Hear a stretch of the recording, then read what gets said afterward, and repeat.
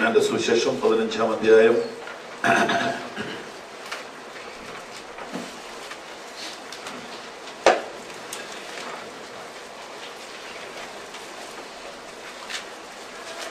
10 മുതൽ 12 വരെ വായി. ഞാൻ എന്റെ പിതാവിന്റെ കൽപ്പനകൾ പ്രമാണിച്ച് അവന്റെ സ്നേഹത്തിൽ വസിക്കുന്നത് പോലെ നിങ്ങൾ എന്റെ കൽപ്പനകൾ പ്രമാണിച്ചാൽ എന്റെ സ്നേഹത്തിൽ വസിക്കും. എന്റെ സന്തോഷം നിങ്ങളിൽ ഇരിക്കുവാനും നിങ്ങളുടെ സന്തോഷം പൂർണ്ണമാകുവാനും ഞാൻ നിങ്ങളോട് സംസാരിച്ചിരിക്കുന്നു.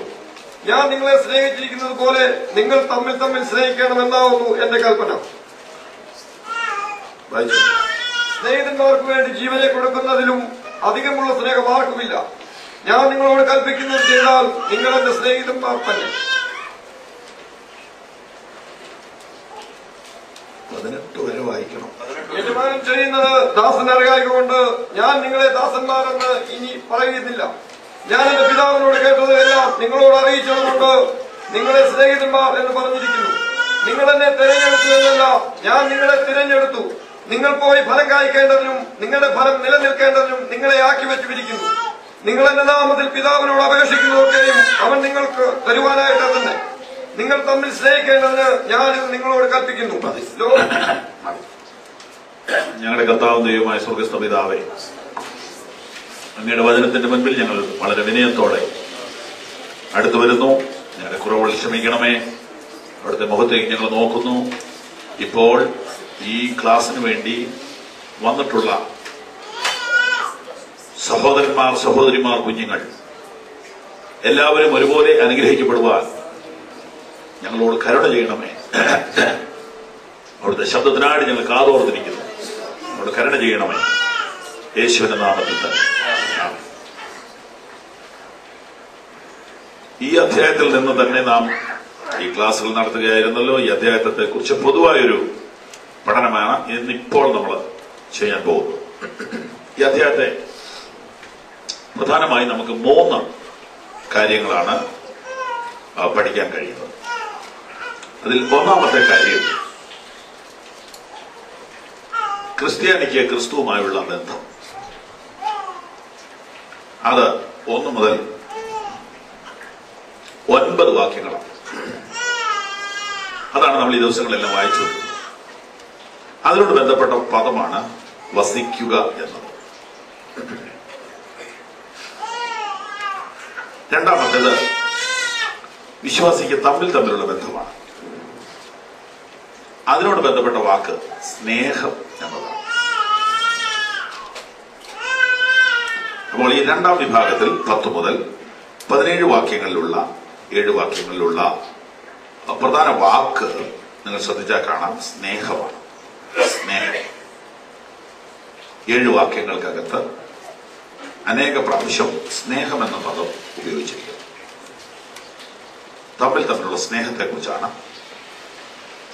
രണ്ടാമത്തെ ഗ്രൂപ്പിൽ പറഞ്ഞിരിക്കുന്നത്. മൂന്നാമത്തെ ഗ്രൂപ്പ് 18ാമത്തെ വാക്യത്തിൽ ആരംഭിക്കും. 18ാം വാക്യം വായിക്കാമോ? അടുത്ത വാക്യം, നിങ്ങൾ ലോകക്കാരായിരുന്നു എങ്കിൽ ലോകം തനിക്ക് സ്വന്തമായതിനെ സ്നേഹിക്കുമായിരുന്നു. എന്നാൽ നിങ്ങൾ ലോകക്കാരായിരിക്കാതെ ഞാൻ നിങ്ങളെ ലോകത്തിൽ നിന്ന് തിരഞ്ഞെടുത്തത് കൊണ്ട് ലോകം നിങ്ങളെ പകയ്ക്കുന്നു. ലോകം എന്ന് പറഞ്ഞാൽ എത്ര പ്രാവശ്യം നോക്കി? 1, 2, 3, 4, 5 പ്രാവശ്യം പെട്ടെന്ന് വരുന്നുണ്ടോ? അപ്പൊ അടുത്ത വിഭാഗം വിശ്വാസിക്ക് ലോകത്തോടുള്ള ബന്ധം. അപ്പൊ 3ാം ഗ്രൂപ്പിനകത്ത് ലോകം എന്ന പദം. അപ്പൊ നമുക്ക് എന്നും എപ്പോഴും ഓർത്തിരിക്കാവുന്ന 3 പദങ്ങളാണ് ഈ 15ാം അധ്യായത്തിൽ. വസിക്കുക, സ്നേഹിക്കുക, ലോകം. ഈ 3 വാക്കുകളാണ്. വസിക്കുക എന്ന വാക്കും സ്നേഹിക്കുക എന്ന വാക്കും ലോകം എന്ന വാക്കുമാണ് 15ാം അധ്യായത്തിന്റെ പഠിക്കുവാനായിട്ടുള്ള സൂത്രവാക്യം. റിലേഷൻ, ബന്ധങ്ങളെ കുറിച്ചാണ് ഈ പദങ്ങൾ നമ്മെ പഠിപ്പിക്കുന്നത്. അഥവാ ഈ ഭാഗങ്ങളിൽ നിന്ന് നമുക്ക് മനസ്സിലാക്കാൻ സാധിക്കുന്നു. പ്രാർത്ഥനയോടെ ഏകാഗ്രതയോടെ നമുക്ക് ഈ തിരുവെഴുത്തുകളെ ധ്യാനിക്കാം. നമുക്ക് ഈ ഭൂമിയിൽ ദൈവമക്കൾക്ക് 3 ബന്ധങ്ങളാണുള്ളത്. ഒന്ന് നമുക്ക് കർത്താവിനോടുള്ള ബന്ധം. അതാണ് പ്രധാനപ്പെട്ട ബന്ധം. അത് ഒന്നാമത്തേതാണ്, അത് പ്രധാനപ്പെട്ടതാണ്. അതിന്റെ പ്രാധാന്യത മനസ്സിലാക്കി ജീവിച്ചാൽ മറ്റു ബന്ധങ്ങൾ അതാത് സ്ഥാനത്ത് നിന്നോളൂ. ഒന്നാമത്തേതിനോട് ബന്ധപ്പെട്ടാണ് തുടർന്നുള്ളതൊക്കെ ഇരിക്കുന്നത്. കർത്താവിനോടുള്ള ബന്ധം കറക്റ്റായാൽ, കൃത്യമായാൽ, നന്നായാൽ, ശരിയായാൽ, നേരെയായാൽ സഹോദരന്മാർ തമ്മിലുള്ള ബന്ധം ശരിയാകും. ലോകത്തോടുള്ള ബന്ധം കുറയും. എന്നാൽ ഒന്നാമത്തെ ബന്ധം കുഴഞ്ഞാൽ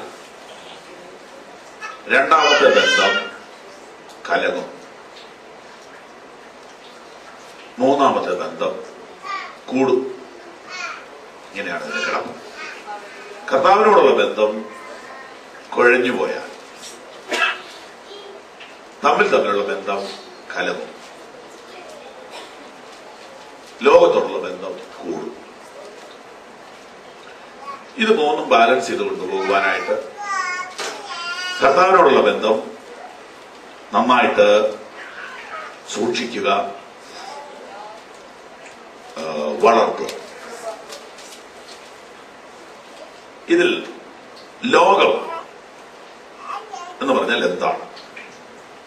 ഇതാണ് നമുക്ക് മനസ്സിലാക്കാൻ ബുദ്ധിമുട്ടുള്ള സംഭവം. ദൈവവചനം പഠിക്കുവാനും കർത്താവിനോട് അടുക്കുവാനും ഒക്കെ ആഗ്രഹിച്ച് മുന്നോട്ട് വരുന്ന ആളുകൾക്ക് സാധാരണഗതിയിൽ അറിയാൻ പാടില്ലാത്തതും പലപ്പോഴും ഗ്രഹിക്കാൻ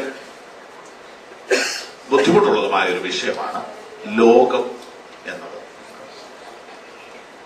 ഗ്രഹിക്കാനുള്ള ബുദ്ധിമുട്ടെന്നു ചോദിച്ചാൽ ഗ്രഹിക്കാനുള്ള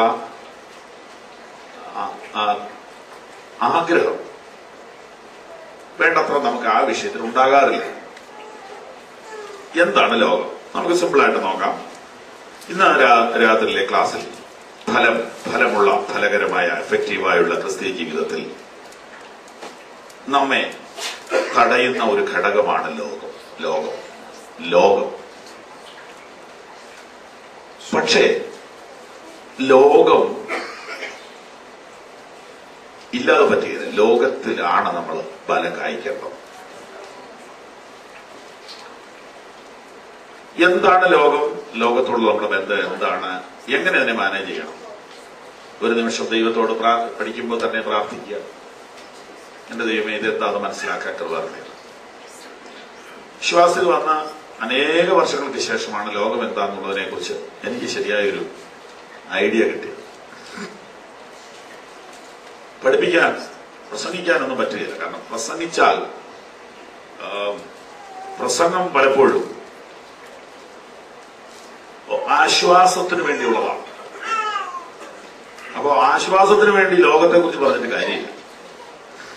ഞാൻ പഠിക്കുവാനായിട്ട് ദൈവജനം, പ്രസംഗം കൊണ്ട് ഒരിക്കലും ദൈവജനം വളരത്തില്ല, നിൽക്കത്തില്ല. പ്രസംഗം ദൈനംദിന ആവശ്യങ്ങൾക്ക് വേണ്ടിയുള്ള ഒരു ദൂതാണ്. എന്നാൽ അപ്പോസ്തലന്മാരുടെ ഉപദേശം കേൾക്കണമെന്നുണ്ട്.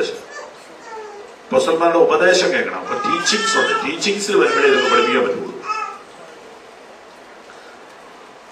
ടീച്ചിങ്സിലേക്ക് വരണമെങ്കിൽ അതിനൊരു സമയം വേണം. അതാണിത്. അപ്പോൾ എപ്പോഴെങ്കിലും ദൈവദിന പഠനത്തിന് വേണ്ടി എല്ലാ സഭകളും സമയം കണ്ടെത്തണം. അങ്ങനെയുള്ളൊരു സമയം നമ്മുടെ മുമ്പിലുള്ളതായിരുന്നു. നമുക്ക് നോക്കാം. വളരെ പ്രധാനപ്പെട്ടതും സാധാരണഗതിയിൽ കേൾക്കാൻ പറ്റാത്തതുമായ ഒരു സന്ദേശം, ഒരു സബ്ജക്റ്റിലേക്ക് നമ്മൾ കയറാൻ പോകും. 18ാമത്തെ വാക്യം നോക്കാം. അത് നിങ്ങൾക്ക് മുമ്പ് എന്നെ പകച്ചിരിക്കുന്നുവെന്നറിവി. രണ്ട് കാര്യം അതിനകത്തുനിന്ന് നമുക്ക് വ്യാഖ്യാനം ഇല്ലാതെ മനസ്സിലാക്കാം. ഒന്ന്, യേശുവിനെ പകച്ച സാധനമാണത്. ഏത്? ലോകം. നമ്പർ 1.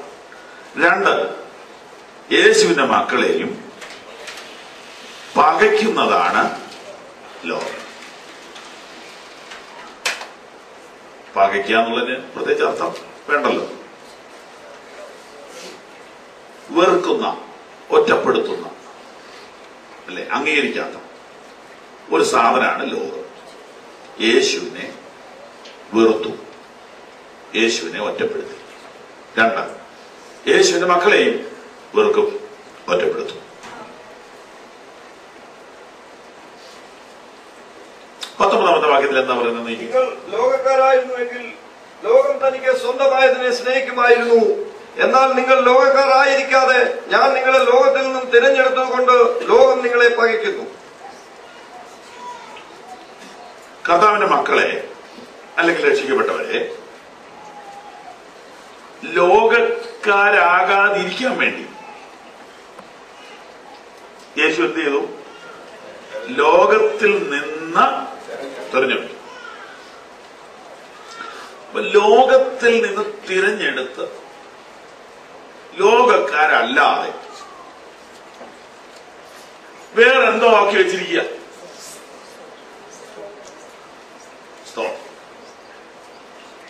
ലോകത്തിൽ ലോകക്കാരല്ലാതെ ജീവിക്കുന്നവരാണ് ദൈവമക്കൾ. ഇത് വളരെ ക്ലിയർ ആയി വ്യാഖ്യാനം വേണ്ട. ലോകത്തിൽ ലോകക്കാരല്ലാതെ ജീവിക്കുന്നവരാണ് യഥാർത്ഥത്തിൽ ദൈവമക്കൾ. സ്തോത്രം. അതുകൊണ്ടാണ് പൗലോസ് പറഞ്ഞത് നമ്മുടെ പൗരത്വമോ സ്വർഗത്തിലാകും. ലോകത്തിൽ ലോകക്കാരല്ലാതെ ജീവിക്കുക ബുദ്ധിമുട്ട് പിടിച്ചൊരു കാര്യമാണ്. സ്തോത്രം. ലോകത്തിൽ ലോകക്കാരല്ലാതെ ജീവിക്കാനായിട്ട് നമ്മളെ തിരഞ്ഞെടുത്തു. അടുത്തൊരൊറ്റ പേജ് കൊണ്ട് മറിക്കുമ്പോൾ 17-ാമത്തെ അധ്യായം നമുക്ക് കിട്ടും.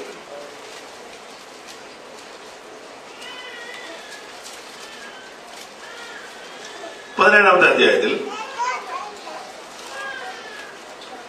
14-ാമത്തെ വാക്യം നോക്കാം. ഞാൻ അവർക്ക് നിന്റെ വചനം കൊടുത്തിരിക്കുന്നു. ഞാൻ ലൗകികനല്ലാത്തതുപോലെ അവരും ലൗകികന്മാരല്ലായതുകൊണ്ട് ലോകം അവരെ പകച്ചു. ശ്രദ്ധിച്ചേ, ലോകത്തിൽ ലോകക്കാരല്ലാതെ ജീവിക്കാൻ നമ്മെ തെരഞ്ഞെടുത്തു എന്ന ഒരു വാക്യത്തിൽ കണ്ടു. ഇപ്പൊ വേറൊരു വാക്യത്തിൽ കാണുന്നു, ഞാൻ അവർക്ക് നിന്റെ വചനം കൊടുത്തിരിക്കുന്നു. ഞാൻ ലൗകികൻ അല്ലാത്തതുപോലെ അവരും ലൗകികന്മാരല്ലായക കൊണ്ട് ലോകം അവരെ പകച്ചു.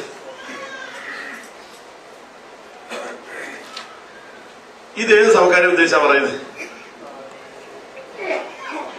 കർത്താവിന്റെ മക്കളെ കർത്താവിന് അറിയാമല്ലോ. അത് പല ഗ്രൂപ്പുകളിലായിട്ടുണ്ട് ഈ ഭൂമിയിൽ. അവരെ കുറിച്ച് കർത്താവിന്റെ ഒരു വ്യക്തമായ കോൺഫിഡൻസ് ആണ്. അവർ ലൗകികരല്ല. സ്വതന്ത്രം. വളരെ ദീർഘക്ഷമയോടുകൂടെ നമുക്ക് ഈ ഭാവം പഠിക്കണം. ഇതിനകത്ത് ഉണർവ് പെട്ടെന്നുണ്ടാകുകയില്ല. യേശു കർത്താവ് പ്രാർത്ഥിച്ചപ്പോൾ ഇന്നേക്ക് 12,000 കൊല്ലം മുമ്പ് സ്വർഗത്തേക്ക് നോക്കി പ്രാർത്ഥിച്ചപ്പോൾ പറയാണ്, പിതാവേ അവർ ലൗകികരല്ല. അപ്പൊ നമ്മൾ ലൗകികരല്ലെന്ന് നമ്മൾ ജനിക്കുന്നതിന് മുമ്പ് കർത്താവ് എന്ത് ചെയ്തിരിക്കുക? പറഞ്ഞിരിക്കുക. നമ്മളെ കുറിച്ചുള്ള പ്രതീക്ഷ നമ്മൾ അങ്ങനെ ആയിക്കോളൂന്ന്. സ്തോത്രം. എങ്ങനെയാണ് ലൗകികരല്ലാതെ ആയത്? 14-ാമത്തെ വാക്യം വായിച്ച്. അതാണ് എന്റെ കാരണം. ഹല്ലേലൂയ. ഞാൻ അവർക്ക് എന്ത് കൊടുത്തു? വചനം കൊടുത്തു. അതുകൊണ്ട് ലൗകികരല്ല. ദൈവ വചനത്താൽ ജനിച്ചവർക്ക് ലൗകികരായിരിക്കാൻ പറ്റത്തില്ല. മനസ്സിലാവുന്നുണ്ടോ? വാക്യം 14 വീണ്ടും വായിക്കാം. ഞാൻ അവർക്ക് നിന്റെ വചനം കൊടുത്തിരിക്കുന്നു. ഞാൻ ലൗകികനല്ലാത്തതുപോലെ അവരും ലൗകികന്മാരല്ലായക കൊണ്ട് ലോകം അവരെ പകച്ചു. വചനം ഏറ്റെടുത്തവനെ ലോകം പകയ്ക്കും.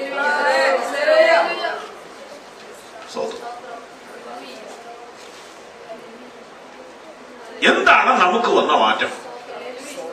നമുക്ക് വന്ന മാറ്റം വചനം എടുത്തു എന്നുള്ളത്. വചനം ഇടപെട്ടു, വചനം ക്രിയ ചെയ്തു, വചനം ടച്ച് ചെയ്തു. ഇങ്ങനെയൊക്കെ പറയുന്നത് കേട്ടിട്ടില്ലേ? അതാ നമുക്ക് വന്ന മാറ്റം. അതാ നമ്മളിൽ വരുത്തിയ രൂപാന്തരം. വചനം. കർത്താവ് പറയാണ്, ഞാൻ അവർക്ക് നിന്റെ വചനം കൊടുത്തിരിക്കുന്നു. അതുകൊണ്ട് അവർ ലൗകികന്മാരല്ല. വചനം ക്രിയ ചെയ്തവരാരും ലൗകികരല്ല. അതിൽ തന്നെ മനസ്സിലാക്കിയണം, വചനം ക്രിയ ചെയ്യൽ അവസാനിക്കുമ്പോൾ അഥവാ വചനത്തിൽ നിന്ന് അകലുമ്പോൾ ലോകം കയറിക്കോളും. ലോകം കയറിക്കോളും.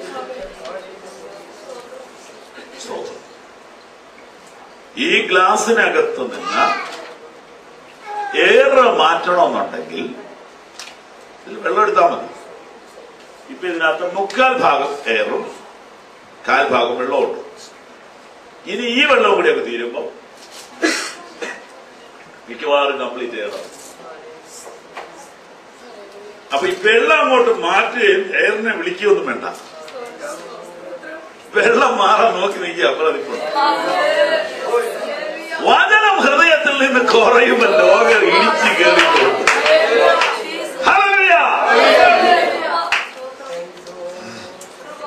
ഞാൻ അവർക്ക് ഇതിന്റെ വചനം കൊടുത്തു. അവർ ലൗകികന്മാരല്ല. വചനം കൊടുക്കുക, വചനം കിട്ടുക എന്നൊക്കെ പറഞ്ഞത് അതൊരു ആത്മീയ സംഭവമാണ്, ഒരു ആത്മീയ ഇടപെടലാണ്. അതെല്ലാവർക്കും എന്താ വചനം വെളിപ്പെടാതെ? ജ്ഞാനികൾക്കും വിവേകികൾക്കും മറച്ച് ശിശുക്കൾക്ക് വെളിപ്പെടുത്തി എന്നൊക്കെ വായിക്കുന്നില്ലേ? ദൈവത്തിന്റെ മഹാകരുണയാൽ ഈ വചനം നമുക്ക് വെളിപ്പെടും അല്ലേ? ഈ സത്യം, ഈ നിത്യതയുടെ സത്യം നമുക്ക് വെളിപ്പെട്ട് കിട്ടി. അങ്ങനെ വചനം ലഭിച്ചവൻ ലൗകികനല്ല. വീണ്ടും പുസ്തകത്തിലോട്ട് വരാം. 15-ാം വാക്യം. അവരെ ലോകത്തിൽ നിന്ന് എടുക്കണമെന്നല്ല, ദുഷ്ടന്റെ കയ്യിൽ അകപ്പെടാതെ വണ്ണം അവരെ കാത്തുകൊള്ളണമെന്നത്രേ ഞാൻ അപേക്ഷിക്കുന്നത്. ഒരു ചെറിയ ക്ലൂ അവിടെയുണ്ട്. ലോകം ദുഷ്ടനുമായിട്ടാണ് ബന്ധം. വാക്യം 15 ഒന്നുകൂടെ വായിച്ചേ. അവരെ ലോകത്തിൽ നിന്ന് എടുക്കണം എന്നല്ല. അവര് ലൗകികന്മാരല്ല, പക്ഷെ അവരെ ലോകത്തിൽ നിന്ന് ഉടനെ എടുക്കുകയും വേണ്ട. പക്ഷെ ഒരു കാര്യം, ദുഷ്ടന്റെ കയ്യിൽ അകപ്പെടാതെ വണ്ണം അവരെ കാത്തുകൊള്ളണം എന്നത്രേ ഞാൻ അപേക്ഷിക്കുന്നു. അപ്പൊ അവിടെ നിന്ന് തന്നെ മനസ്സിലാക്കാം, ലോകം ദുഷ്ടന്റെ കൺട്രോളിലാണ്. ലോകത്തിൽ ലോകക്കാരല്ലാതെ ജീവിക്കുന്നതിനെ ദുഷ്ടൻ ഉപദ്രവിച്ചുകൊണ്ടേയിരിക്കും. ലോകത്തിൽ ലോകക്കാരായിട്ട് ജീവിച്ചാൽ ദുഷ്ടൻ ഒരു പ്രശ്നം ഉണ്ടാക്കത്തില്ല. ലോകത്തിൽ ലോകക്കാരല്ലാതെ ജീവിക്കാൻ തുടങ്ങിയ ദുഷ്ടൻ 24 മണിക്കൂറും എന്തെങ്കിലും പണതോടില്ല.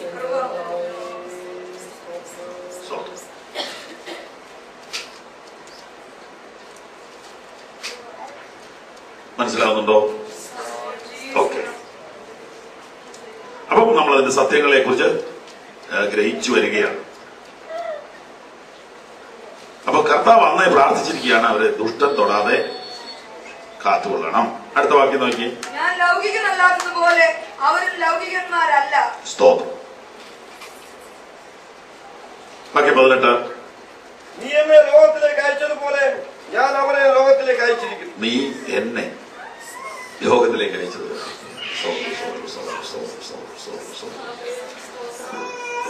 ഗ്രഹിക്കാൻ ഉള്ള മനസ്സോടെ ശ്രദ്ധിച്ചേ. കർത്താവ് പറയാണ്, നീ എന്നെ ലോകത്തിലേക്ക് അയച്ചതുപോലെ ഞാൻ അവരെ ലോകത്തിലേക്ക് അയച്ചിരിക്കുന്നു. യേശുവിനെ പിതാവായ ദൈവം ലോകത്തിലേക്ക് അയച്ചത് എങ്ങനെയാ?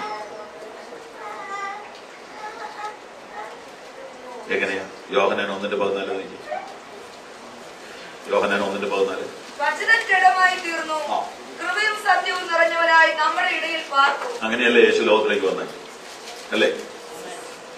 നമ്മൾ ലോകത്തിലേക്ക് വന്നത് അങ്ങനെയാണ്. നമ്മൾ വീണ്ടും ജനിച്ചത് എങ്ങനെയാ? അപ്പം യേശുവിനെ ലോകത്തിലേക്ക് അയച്ചത് എങ്ങനെയാ? വചനം ജഡമായി തീർന്നു. അതുപോലെ തന്നെ നമ്മളെ ഇങ്ങോട്ട് അയച്ചിരിക്കുക. രക്ഷിക്കപ്പെടുക എന്നുള്ള അനുഭവം നമ്മളിൽ ഉണ്ടായത് വചനം ജഡമായി തീർന്നതാണ്. വചനം ജഡമായി തീർന്നതാണ്. ക്രിസ്തു നിങ്ങളിൽ ഉരുവാകുവോളം എന്നൊരു വാക്കിയില്ലേ? അതെ, അങ്ങനെ നാം ദൈവവേദലായി തീർന്ന ആ സംഭവം യേശു ലോകത്തിലേക്ക് ഒന്നുപോലെ തന്നെ നമ്മളെ അയച്ചിരിക്കുക. അപ്പോ പിതാവേ, നീ എന്നെ ലോകത്തിലേക്ക് അയച്ചതുപോലെ ഞാൻ അവരെ ലോകത്തിലേക്ക് അയച്ചിരിക്കും. നീ എന്നെ അയച്ചത് അധികാരത്തോടെയാണ്. നീ എന്നെ അയച്ചത് വചനം ജഡമായി തീർന്നു. വചനത്താലാണ് ഞാൻ ജനിച്ചത്. നമ്മളും വചനത്താലാണ് ജനിച്ചത്. നീ എന്നെ അയച്ചത് ഒരു ഉദ്ദേശത്തിന് വേണ്ടിയാണ്. അങ്ങനെയാണെങ്കിൽ നമ്മളെ എവിടെ വെച്ചിരിക്കുന്നതോ ഉദ്ദേശത്തിന് വേണ്ടിയാണ്. ആ ഉദ്ദേശം സാധിച്ചത് ക്രൂസൈഡിലൂടെയല്ല, കുരിശിലൂടെയാണ്. അങ്ങനെയാണ് നമ്മെ കുറിച്ചുള്ള ഉദ്ദേശം എങ്ങനെ സാധിക്കും? കുരിശിലൂടെ സാധിക്കും. സ്തോത്രം. അതുകൊണ്ടാണ് പൗലോസ് പറഞ്ഞത്, ഞാൻ ക്രിസ്തുവിനോട് കൂടെ ക്രൂശിക്കപ്പെട്ടിരിക്കുന്നു. പിതാവേ, നീ എന്നെ അയച്ചതുപോലെ ഞാൻ ഇവരെ അയച്ചിരിക്കുന്നു. സ്തോത്രം. കർത്താവിനെ ഭൂമിയിൽ എന്ത് കിട്ടിയോ അതിൽ കൊള്ളുമെന്ന് നമുക്കിവിടെ പ്രതീക്ഷിക്കരുത്. ഇത് നമുക്ക് മുന്നോട്ട് പോകാം. ആ പഠനത്തിൽ നമുക്ക് സത്യങ്ങൾ കാണാൻ ദൈവം നമ്മുടെ കണ്ണുകളെ തുറക്കട്ടെ.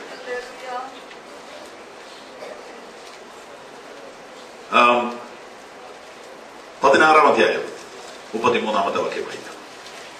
നിങ്ങൾ എന്നിൽ സമാധാനം ഉണ്ടാക്കേണ്ടതിന് ഇത് നിങ്ങളോട് സംസാരിച്ചിരിക്കുന്നു.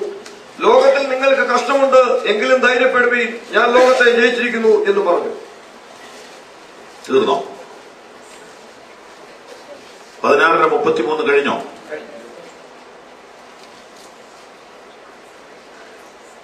ഓക്കെ, ശരിയാണ്. ലോകത്തിൽ നിങ്ങൾക്ക് കഷ്ടമുണ്ട്, എങ്കിലും ധൈര്യപ്പെടുവീൻ, ഞാൻ ലോകത്തെ ജയിച്ചിരിക്കുന്നു. ഇനി 14:30 വായിച്ചു. 14:30. ലോകത്തിന്റെ പ്രഭു വരുന്നു. ലോകത്തിന്റെ പ്രഭു വരുന്നു.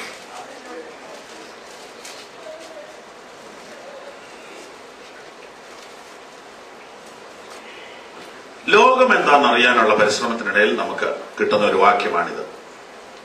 ലോകത്തിന്റെ പ്രഭു. അപ്പൊ ഈ ലോകത്തിനൊരു പ്രഭു ഉണ്ട്. അതിനെക്കുറിച്ച് യേശു പറയുന്നത് ആ വാക്യത്തിൽ അടുത്ത വാചകം എന്താണ്? ഈ ലോകത്തിന്റെ പ്രഭു വരുന്നു, അവൻ എന്നോടൊരു കാര്യവുമില്ല. ഇംഗ്ലീഷ് ബൈബിൾ ആരെങ്കിലും കയ്യിലുണ്ടോ? ഉറക്കെ വായിക്കാമോ? വായിച്ചോ മോനെ.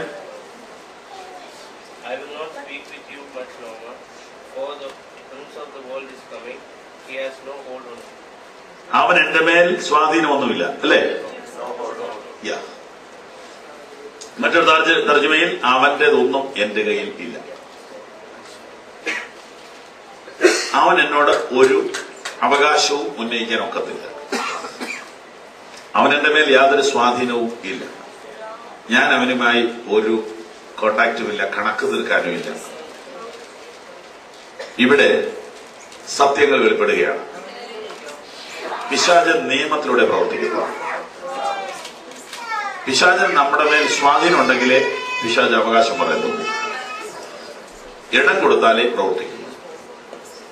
യേശു പറയുന്നത് ഈ ലോകത്തിന്റെ പ്രഭു വരുന്നു, അവൻ എന്നോട് ഒരു കാര്യമില്ല, ഞങ്ങൾ തമ്മിൽ യാതൊരു ബിസിനസ്സും ഇല്ല.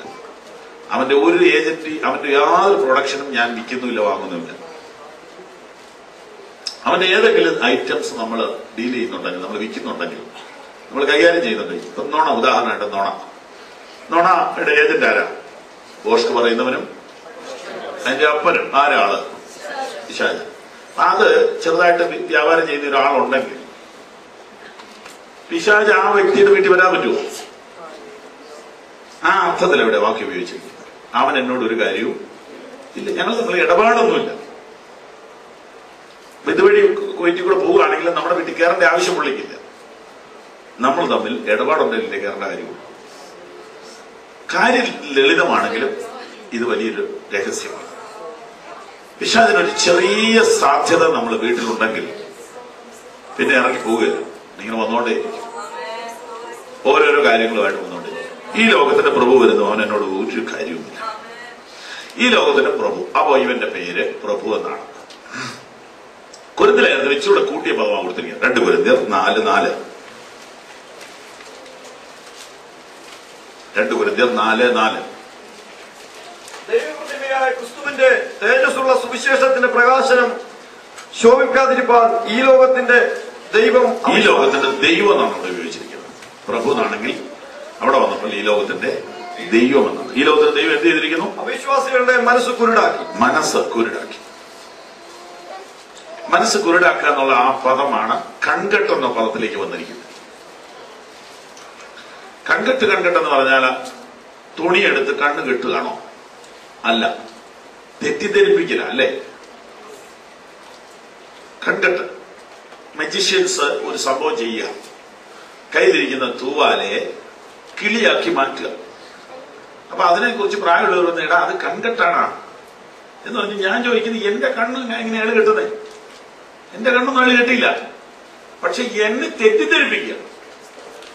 അപ്പൊ ആ അർത്ഥത്തിൽ ഈ വാക്യം എടുക്കണം. 2 കൊരിന്ത്യർ 4:4 ഒന്നുകൂടെ വായിച്ചു. ദൈവപ്രതിമയായ ക്രിസ്തുവിന്റെ തേജസ്സുള്ള സുവിശേഷത്തിന്റെ പ്രകാശനം ശോഭിപ്പാതിരിപ്പാൻ ഈ ലോകത്തിന്റെ ദൈവം എന്നുള്ളത് ബ്രാക്കറ്റിൽ മനസ്സിൽ കണ്ടോണം പിശാച് അവിശ്വാസികളുടെ മനസ്സ് കുരുടാക്കി എന്ന് പറഞ്ഞാൽ കണ്ണു കെട്ടിയെന്ന് തെറ്റിദ്ധരിപ്പിച്ചത്.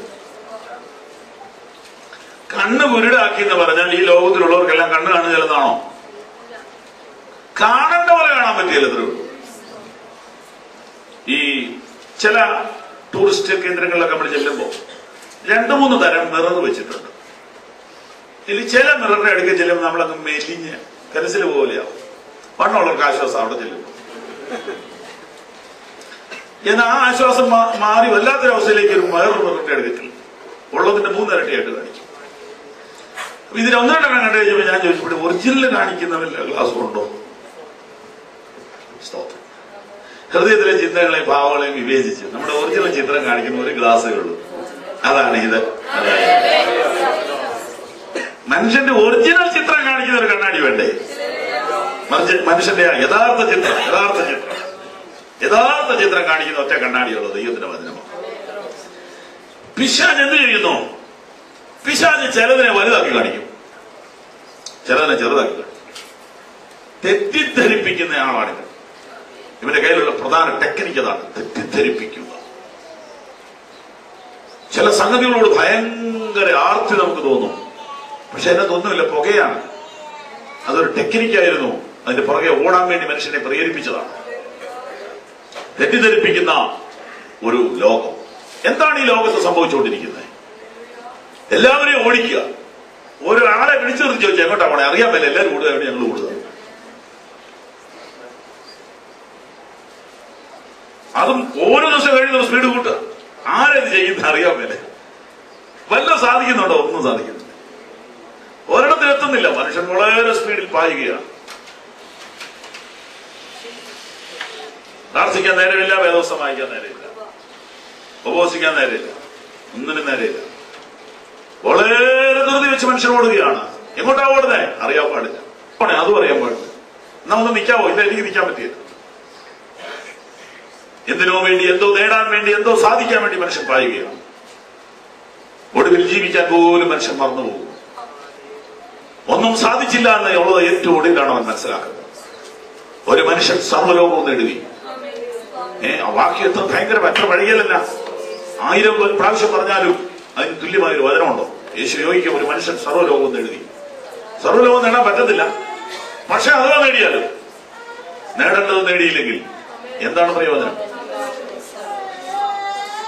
ആരാണ് ഇവനെ ഇങ്ങനെ ഭ്രാന്ത് പിടിപ്പിക്കുന്നത്? ടാറ്റയെ കുറിച്ചാണെന്ന് തോന്നുന്നു കഴിഞ്ഞ ദിവസം വായിച്ചത്.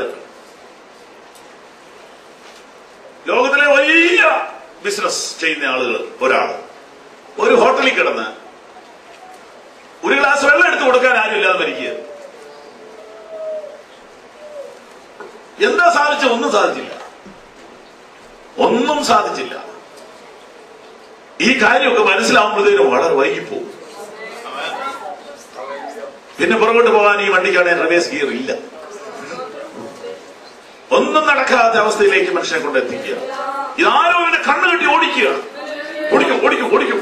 എന്തോ നേട്ടമുണ്ട്? ഒന്നും നേടുകയല്ല. നിൽക്കുക, ചിന്തിക്കുക. Stop, listen, then proceed. ജീവിതയാത്രയിൽ ഒന്ന് നിൽക്കണം, ഒന്ന് ചിന്തിക്കണം.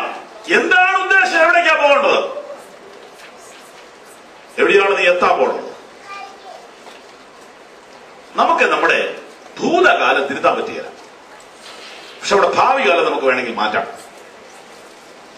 നമ്മുടെ പുറകോട്ടുള്ളതൊന്നും നമുക്ക് മാറ്റാൻ ഒക്കില്ല, മുമ്പോട്ടുള്ളത് വേണേൽ നമുക്ക് മാറ്റാം. പുറകോട്ടുള്ളതിനെ കുറിച്ച് എന്തിനാ ചിന്തിക്കുന്നത്? പുറകോട്ടുള്ളത് ചിന്തിച്ച് സമയം കളയണ്ട.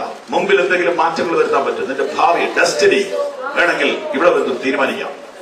എവിടെയാണ് ചെന്ന് ചേരേണ്ടതെന്ന് ഒന്നുകൂടി ഒന്ന് ആലോചിച്ചിട്ട് യാത്ര ചെയ്യുന്നത് നന്നായിരിക്കും. ജീവിതയാത്ര എങ്ങോട്ടാണെന്ന് ഉറപ്പുവരുത്തണം. പിശാചിന്റെ പരിപാടി മനുഷ്യനെ തെറ്റിദ്ധരിപ്പിക്കുക, കണ്ണുകെട്ടുക, അവനെയിട്ട് ഓടിക്കുകയാണ്, പരാക്രമം പിടിപ്പിക്കുകയാണ്. ഈ ലോകത്തിന്റെ ദൈവം അവിശ്വാസികളുടെ മനസ്സ് കുരുടാക്കി. വാക്യങ്ങൾ 2-3 പെട്ടെന്ന് കാണിക്കാം. യോഹന്നാൻ 12:30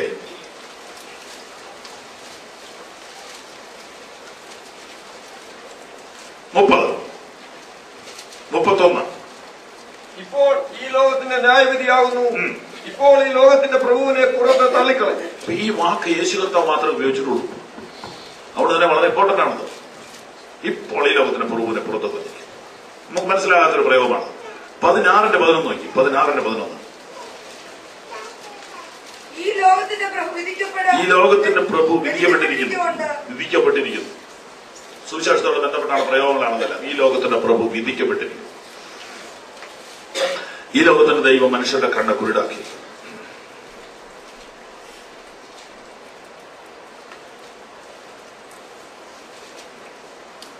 ഈ ലോകത്തിന്റെ പ്രഭു, ഈ ലോകത്തിന്റെ ദൈവം, ഈ വാക്കുകളെല്ലാം ചേർത്ത് വെച്ച് പഠിക്കുമ്പോൾ നമുക്കെന്ത് ചിന്തയാണ് ഇത് തരുന്നത്? ഈ ചിന്തകൾ ഇവിടെ വെച്ചുകൊണ്ട് യോഹന്നാൻ 3:16 വായിച്ചു എന്റെ വീണ്ടും തിരികെ വരാം. പുത്രനിൽ വിശ്വസിക്കുന്ന ഏവനും നശിച്ചുപോകാതെ നിത്യജീവൻ പ്രാപിക്കേണ്ടതിന് ദൈവം അവനെ നൽകുവാൻ തക്കവണ്ണം ലോകത്തെ സ്നേഹിച്ചു. സ്തോത്രം. ദൈവം ലോകത്തെ സ്നേഹിച്ചു. ദൈവം ലോകത്തെ സ്നേഹിച്ചു. യോഹന്നാന്റെ ലേഖനത്തിലേക്ക് വരാം.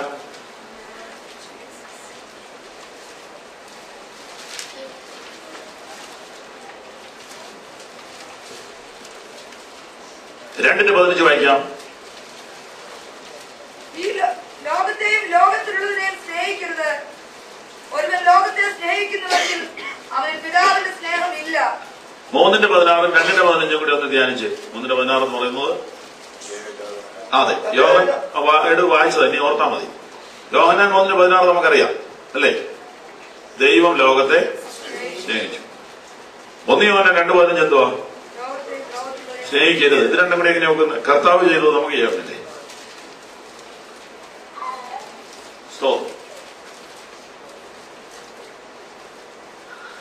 വിശദീകരിക്കാം. ദൈവം ലോകത്തെ സ്നേഹിച്ചെന്ന് പറഞ്ഞാൽ ലോകത്തിലുള്ള മനുഷ്യരെ സ്നേഹിച്ചു. നിങ്ങൾ ലോകത്തെ സ്നേഹിക്കരുതെന്ന് പറഞ്ഞാൽ ഈ ലോക വ്യവസ്ഥിതിയെ സ്നേഹിക്കരുത്. എന്താണ് ലോകം? എന്താണ് ലോകം എന്നുള്ള ചോദ്യത്തിന് ഒറ്റ വാക്കിൽ ഉത്തരം പറയാൻ ബുദ്ധിമുട്ടായിട്ടാണ് ഈ വാക്യങ്ങളെല്ലാം തരുന്നത്. എഫേസ്യ ലേഖനം എടുക്കാം.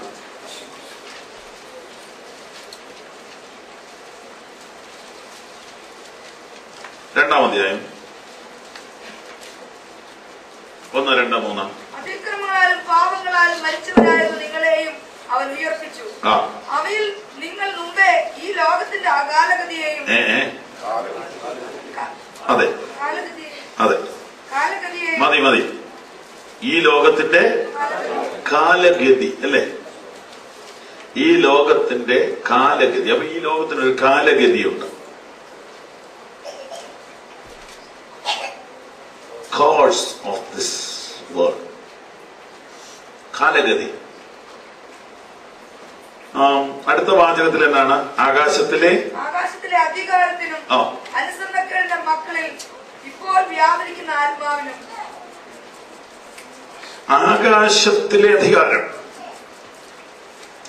അനുസരണക്കേടിന്റെ മക്കളിൽ വ്യാപരിക്കുന്ന ആത്മാവ്. ഇവിടെ നമുക്ക് പഠിക്കാവുന്ന കാര്യങ്ങൾ പെട്ടെന്ന് പറയാം. ഒന്നാണ്, ഈ ലോകത്തിനൊരു കാലഗതിയുണ്ട് എന്ന് പറഞ്ഞ ഒരു പോക്കുണ്ട്, ഒരു നിലവാരമുണ്ട്.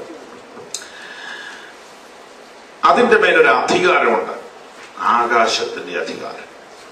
അതിനൊരു സ്പിരിറ്റുണ്ട്, അതിന്റെ പേര് അനുസരണക്കേടിന്റെ ആത്മാവാണ്. മനസ്സിലാവുന്നുണ്ടോ? സ്തോത്രം. ഇതെല്ലാം കൂടെ ഉൾപ്പെട്ട ഒരു സാധന ലോകം. അതിനൊരു പോക്കുണ്ട്, അതിനൊരു സ്പീഡുണ്ട്, അതിനൊരു കാലഗതിയുണ്ട്, അതിനൊരു പവറുണ്ട്, അതിനൊരു സ്പിരിറ്റുണ്ട്. 3 കാര്യങ്ങൾ ഈ വാക്യത്തിൽ നിന്ന് കാണാം. സ്തോത്രം. നമ്മൾ അറിഞ്ഞില്ല, പക്ഷെ നമ്മൾ അതിനകത്തായിരുന്നു രക്ഷിക്കപ്പെടുന്നതിന് മുമ്പ്. ലോകത്തിന്റെ സ്പിരിറ്റ് എന്താ? ലോകത്തിന്റെ സ്പീഡ് എന്താ? ലോകത്തിന്റെ പോക്ക് എന്താ? ലോകത്തിന്റെ പവർ എന്താ? ആകാശത്തിലെ അധികാരം, അതാ ലോകത്തിന്റെ പവർ. നമുക്ക് പോരാട്ടമുള്ളത് എന്തിനോടാ? അതിനോട് തന്നെയാണ്. അതിനോട് തന്നെ ആകാശത്തിലെ ദുഷ്ടാത്മസേനയോടാ. അപ്പൊ ലോകത്തിന്റെ സ്പിരിറ്റിനോട് നമുക്ക് എന്തുണ്ട്? ഇതെല്ലാം കൂടി എങ്ങനെ ഒക്കുന്നേ? ഈ ലോകത്തിന്റെ പവർ എന്തുവാ? ഈ ലോകത്തിന്റെ സ്പിരിറ്റ് എന്തുവാ? ഈ ലോകത്തിന്റെ കാലഗതി എന്തുവാ? ഇതെല്ലാം കൂടെ ഉൾപ്പെടുത്തി പഠിക്കുമ്പോൾ, അതാണ് ആദ്യം ഞാൻ പറഞ്ഞത്, ഇതൊരു പ്രസംഗത്തിൽ നടക്കത്തില്ല, ഇതൊരു സഭായോഗത്തിൽ ഒരു മെസ്സേജിൽ നിന്നും ഈ കാര്യം നമുക്ക് പറയാൻ ഒക്കുകയില്ല. അതുകൊണ്ടാണ് ദൈവജനം വിശ്വാസത്തിൽ വന്നാൽ തിരുവെഴുത്തുകളെ ശോധന ചെയ്യണം എന്ന് പറഞ്ഞതിന്റെ കാരണം. ഒരവസരം വചനം പഠിക്കുവാൻ നമുക്ക് ഉള്ളപ്പോഴേ ഇത് പറ്റത്തുള്ളൂ. ലോകം ഇതൊരു വലിയ വിഷയമാണ്. ലളിതമായി മനസ്സിലാകുന്ന ഭാഗത്തേക്ക് വരാം.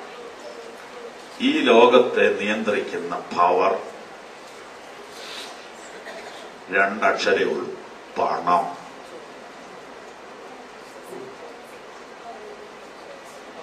മണി ആണ് ഇതിന്റെ പവർ.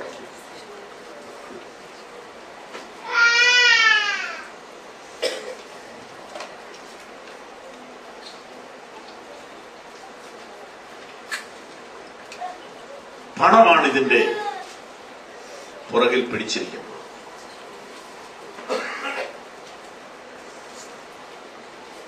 ഇത് മനസ്സിലാക്കുമ്പോൾ അവർ വരുന്ന വിഷയം ഞാൻ ചോദിച്ചാൽ, പണം ഇല്ലാതെ ജീവിക്കാൻ പറ്റുമോ? പറ്റില്ല. പണം വേണ്ടേ? വേണം. മീറ്റിങ്ങുകൾ നടത്തണമെങ്കിൽ പണം വേണ്ടേ? വേണം. അപ്പൊ പണം പ്രശ്നമാണോ? ഇതെല്ലാം നമുക്ക് തിരുവനന്തപുരത്തോടെ നോക്കാം. സമ്പത്ത് വർദ്ധിച്ചാൽ അതിൽ മനസ്സ് വയ്ക്കുക. ദ്രവ്യം കുഴപ്പമില്ല, പക്ഷെ ദ്രവ്യാഗ്രഹം കുഴപ്പമാണ്. ഇതെല്ലാം കൂടെ ചേർത്ത് വെച്ച് പഠിക്കുവാൻ ദൈവം നമ്മുടെ കണ്ണുകളെ പ്രകാശിപ്പിക്കട്ടെ. തിരിച്ച് നമുക്ക് വരാൻ. യോഹന്നാൻ ലേഖനത്തിൽ എന്താ പറഞ്ഞിരിക്കുന്നത്? 1 യോഹന്നാൻ 2-ാം അധ്യായം 15 മുതൽ. സ്നേഹിക്കരുത്.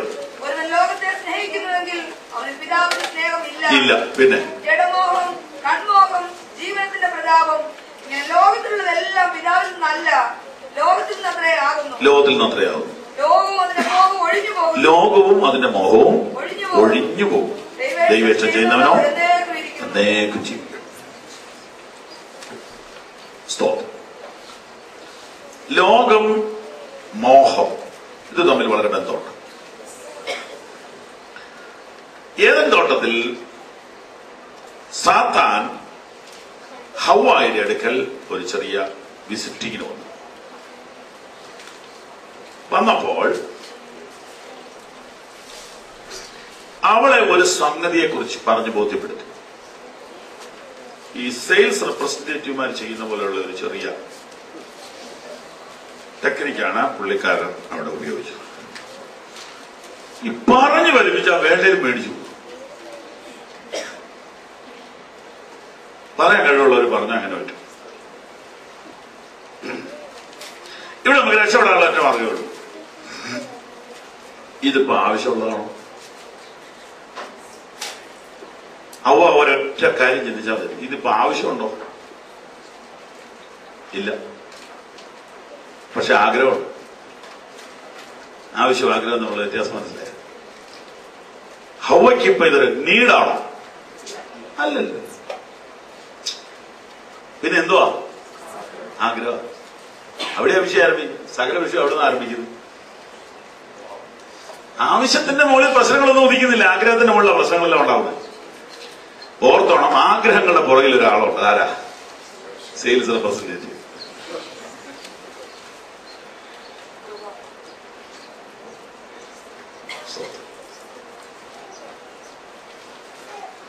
ഹവ്വായ്ക്ക് രക്ഷപ്പെടാം. ഇപ്പോൾ ഇത് എനിക്ക് ആവശ്യമുണ്ട്.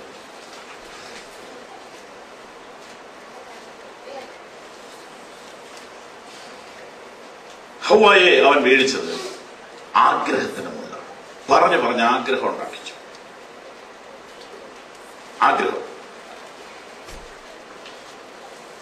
ജഡമോഹം, കൺമോഹം, ജീവനത്തിന്റെ പ്രതാപം. ലോകത്തിലുള്ളതല്ല. ജഡമോഹം, കൺമോഹം, ജീവനത്തിന്റെ പ്രതാപം. ഇതെല്ലാം ദൈവത്തിൽ നിന്നല്ല, ലോകത്തിൽ നിന്നല്ല. ലോകം അതിന് മോഹം ഒഴിഞ്ഞു പോകുന്നു, ദൈവേഷ്ട ചെയ്യുന്നവനോ എന്നേക്ക് ജീവിക്കുന്നു. ഈ വാക്യം നമുക്ക് അറിയാം. ഈ വാക്യം പ്രായോഗികമാക്കുവാൻ ദൈവത്തോട് നമുക്ക് പ്രാർത്ഥിക്കാം.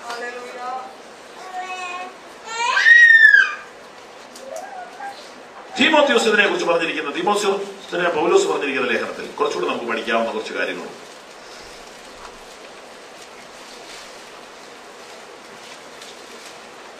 തീമോഥെയോസ് 6-ാം അധ്യായം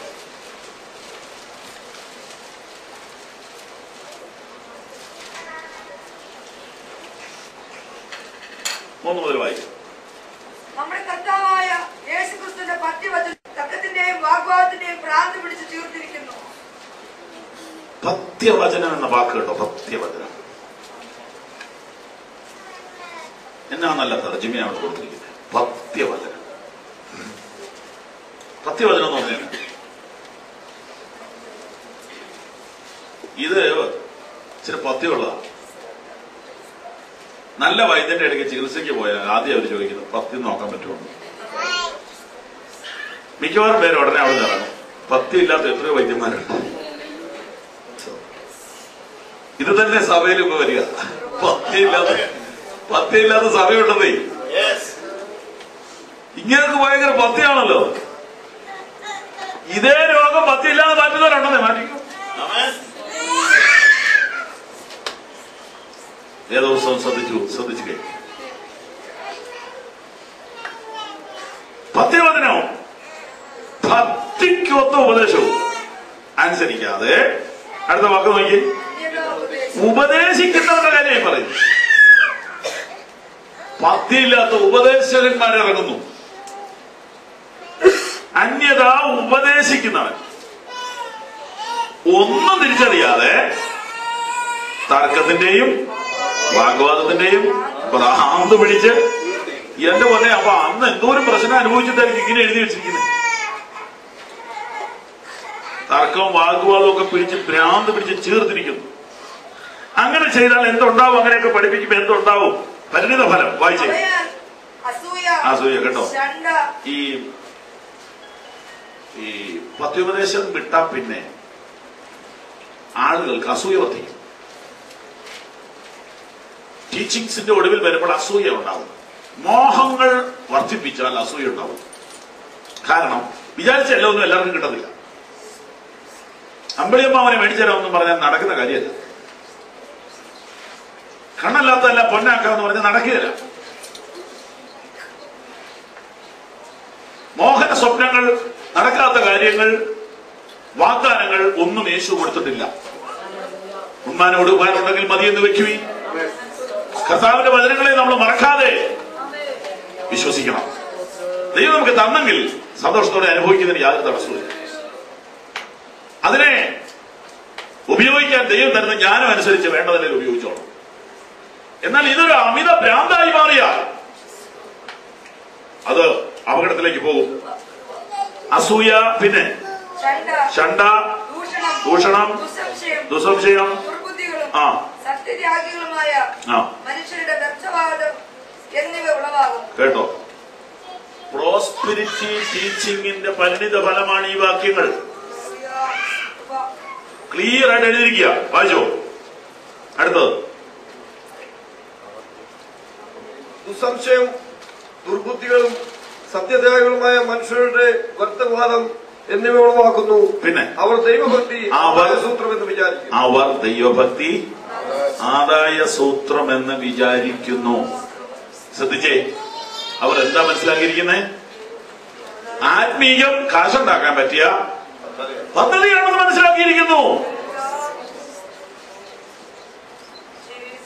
അവർ ദൈവഭക്തി ആദായ സൂത്രമെന്ന് മനസ്സിലാക്കുന്നു. ഇന്ന് ലോകത്തിലെ ഏറ്റവും വലിയ ബിസിനസ് സ്പിരിച്വൽ ബിസിനസ്സാണ്. വൻകിട കമ്പനികളിലേക്ക് വരാൻ പോവുക. എല്ലാവരും പൊതുവെ പറയുന്നില്ല.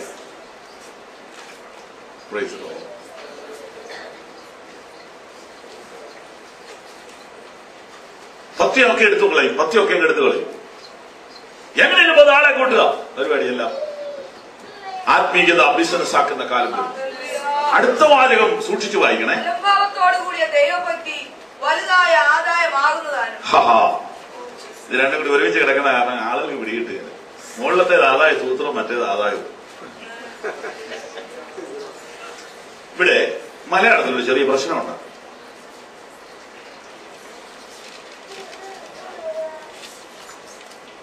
മോനെ ഇപ്പൊ ആ മായ്ച്ചത് തന്നെ തിരിച്ചു കൊണ്ടത്.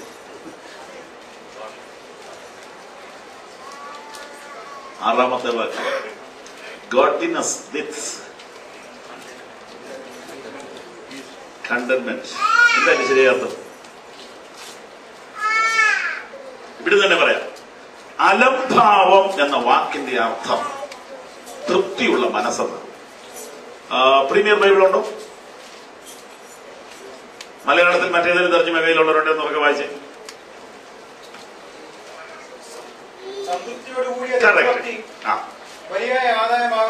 ഒന്നുകൂടെ ഉറക്കെ വായിച്ചേ.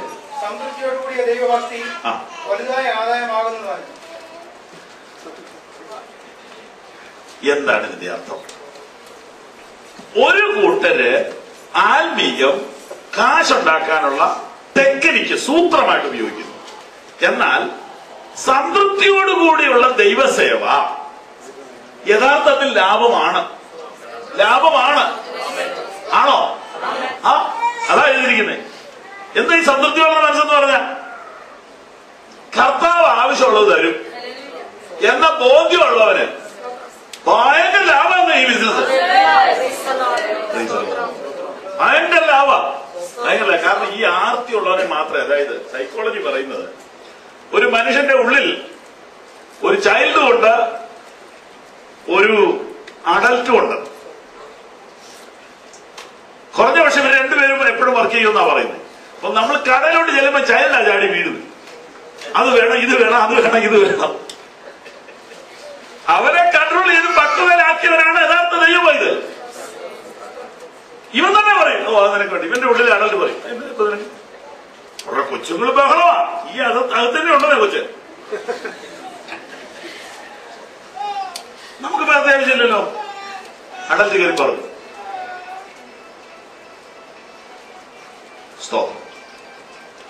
സംതൃപ്തിയോടുള്ള മനസ്സ് എന്ന് പറഞ്ഞാൽ ആർക്കെങ്കിലും എന്തെങ്കിലും കണ്ട ഉടനെ അത് വേണമെന്നുള്ള തോന്നൽ വരാതിരിക്കുന്ന അനുഭവം.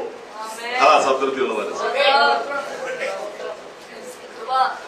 അതില്ലെങ്കിൽ കച്ചവടക്കാർ പൊട്ടിപ്പോവുകയല്ലേ. പ്രൈസല്ലോ. എന്താണ് ടെലിവിഷനിൽ മുഴുവൻ വന്നുകൊണ്ടിരിക്കുന്നത്? എന്താണ് സൂപ്പർ മാർക്കറ്റിൽ മുഴുവൻ നടന്നുകൊണ്ടിരിക്കുന്നത്? ഒന്നും മനുഷ്യന് ആവശ്യമുള്ളതല്ല. ആവശ്യമില്ലാത്തതിലെല്ലാം മനുഷ്യനെ കൊണ്ടുവന്ന് വലിച്ച് ചാടിക്കും. ഞങ്ങളുടെ ഒരു സഹോദരൻ ഡെപ്യൂട്ടി തഹസിൽദാറായിട്ട് റിട്ടയർ ചെയ്യുന്ന അന്ന് ഒരു ജീപ്പ് നിറയെ ആളുകൾ വീട്ടിൽ ചെന്നിരിക്കുക. ഒരു പുതിയ ബിസിനസ് ചാടിക്കാനാണ്, മെത്ത മേടിക്കാൻ. അത് ചെല്ലുന്ന ആളുകളെല്ലാം വലിയ VIP ആയ കാരണം നോ പറയാൻ പറ്റിയില്ല. അങ്ങനെ അതിന്റെ പണി. ഇനിയിപ്പോ നമ്മളിത് മേടിച്ചില്ലേ, നമ്മൾ ജീവിച്ചിട്ട് കാര്യമില്ല എന്നുള്ള നിലയിൽ അവരത് അവതരിപ്പിച്ചു. പുള്ളി പെട്ടെന്ന് ബാത്റൂമിൽ പോകാനാണെന്ന് പറഞ്ഞ് എഴുന്നേറ്റിട്ട് എന്നെ ടെലിഫോൺ ചെയ്തു. ഇന്നിന്ന ആൾക്കാർ ഇവിടെ വന്നിട്ടുണ്ട്, ഇങ്ങനെ ഒരു വെട്ടിൽ ഞാൻ വീടിരിക്കുകയാണ്, എന്താ ചെയ്യേണ്ടതെന്ന് ചോദിച്ചു. ഒരാഴ്ച കഴിഞ്ഞ് വിവരം പറയാമെന്ന് പറ, എനിക്കൊന്ന് പ്രാർത്ഥിക്കണമെന്ന് പറഞ്ഞാൽ മതി, എന്നെ വിളിച്ചൊന്നും ഇപ്പൊ പറയണ്ടത്. ആ ഒറ്റയാഴ്ച മരുന്നേലായാലും രക്ഷപ്പെട്ടു. ബാക്കി ഞാൻ വിവരിക്കുന്നില്ല. ആവശ്യമുള്ളതല്ല അതെന്റെ വിഷയം. ആവശ്യമുള്ളതല്ല. ഇവര് പറഞ്ഞങ്ങ് വീഴുകയല്ല, ഇത് നിനക്ക് ആവശ്യം ഇന്നല്ലേ നാളെ വരുമെന്ന്. എന്താ അങ്ങനെ നാളെ ആവശ്യം വരുന്നത് വേറെ പല സാധനം റോഡ് സൈഡിലുണ്ട്, അതൊക്കെ ഇവിടെ മേടിച്ചു വെച്ചല്ലോ. ചിന്തിച്ചായിരുന്നോ? ഭാവിയിലെ 90-95 വയസ്സൊക്കെ ആകുമ്പോൾ ആവശ്യമുള്ള സാധനങ്ങൾ വഴിയിലിരിപ്പില്ലേ?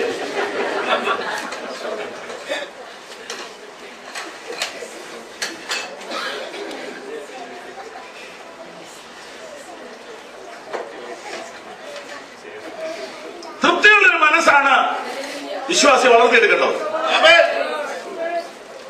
ഫിലിപ്പിയ ലേഖനം 4-ാം അധ്യായം 10 മുതൽ വായിച്ചു.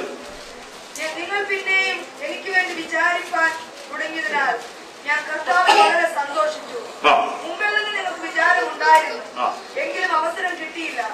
ബുദ്ധിമുട്ട് നിമിത്തമല്ല ഞാൻ പറയുന്നത്, ഉള്ള അവസ്ഥയിൽ അലംഭാവത്തോടെ ഇരിക്കാൻ ഞാൻ പഠിച്ചിട്ടുണ്ട്. അലംഭാവം ഇവിടെയും അവിടെയും രണ്ട് സ്ഥലത്തെ ഞാൻ കണ്ടുള്ളൂ. രണ്ടിന്റെ അർത്ഥം മലയാളത്തിന്റെ ശരി തർജ്ജിമ പറയാണ് അലം ഭാവം, മതി എന്ന ഭാവം. നമുക്ക് തർജ്ജിമ ഒരു ഉപയോഗത്തിലുള്ളതല്ല. ഇപ്പൊ അലംഭാവം എന്ന് പറഞ്ഞ ഉടനെ രണ്ട് ചിന്തയാ മനസ്സിൽ വരുന്നത്. ഒന്നെങ്കിൽ അഹങ്കാരം അല്ലെങ്കിൽ അലസം. ഇത് രണ്ടും അല്ല ഇവിടുത്തെ അർത്ഥം. ഒന്നുകൂടെ വായിച്ചോ. നിങ്ങൾ പിന്നെയും എനിക്ക് വേണ്ടി വിചാരിക്കാൻ തുടങ്ങിയതിനാൽ ഞാൻ കർത്താവിൽ വളരെ സന്തോഷിച്ചു. മുമ്പേ തന്നെ നിങ്ങൾക്ക് വിചാരം ഉണ്ടായിരുന്നു, എങ്കിലും അവസരം കിട്ടിയില്ല. ബുദ്ധിമുട്ട് നിമിത്തമല്ല ഞാൻ പറയുന്നത്, ഉള്ള അവസ്ഥയിൽ അലംഭാവത്തോടെ ഇരിക്കാൻ ഞാൻ പഠിച്ചിട്ടുണ്ട്. നീ ഏത് അവസ്ഥയിലും തൃപ്തിയോടെ ഇരിക്കാൻ എനിക്ക് നല്ല പരിചയമുണ്ട്. ഡിസിപ്ലിൻ, ഫിനാൻഷ്യൽ ഡിസിപ്ലിൻ എന്ന് പറയുന്നത്, സാമ്പത്തിക അച്ചടക്കം.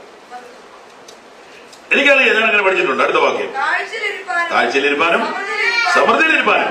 എനിക്കറിയാം, രണ്ടും അറിയാവുന്ന ആളുകൾ കുറവാണ്. ഈ മനുഷ്യൻ ഒരു ഉയർന്ന ലെവലിൽ ജീവിച്ചു വളർന്ന ആളാണ്.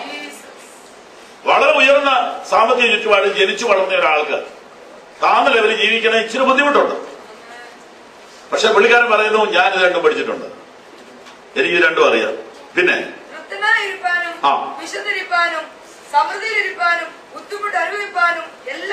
എല്ലാം ഞാൻ ശീലിച്ചിട്ടുണ്ട്. ഈ കൃപ പ്രാപിച്ചു, ശക്തി പ്രാപിച്ചു, ദൈവകൃപയിലേക്ക് വന്നൊക്കെ ശരിയാണെങ്കിൽ ശീലിക്കേണ്ട ചില കാര്യങ്ങൾ എന്ത് ചെയ്യണം? ശീലിച്ചേ പറ്റത്തുള്ളൂ.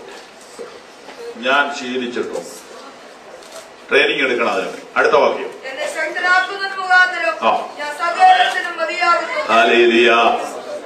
ശക്തനാക്കുന്നവൻ മുഖാന്തരം ഞാൻ സകലത്തിനും മതിയാകും.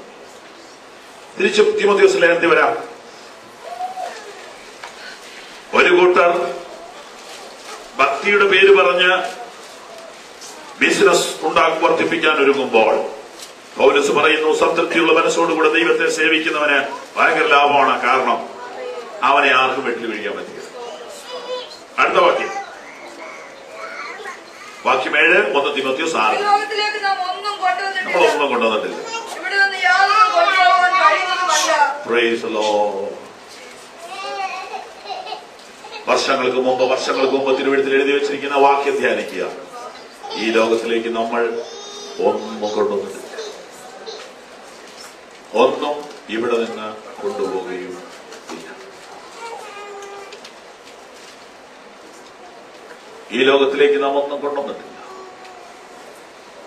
ഒന്നും ഇവിടെ നിന്ന് കൊണ്ടുപോവുകയും ഇല്ല. ഈ സത്യത്തിന്റെ തിരിച്ചറിവ് നമ്മെ പ്രബുദ്ധരാക്കി തീർക്കും.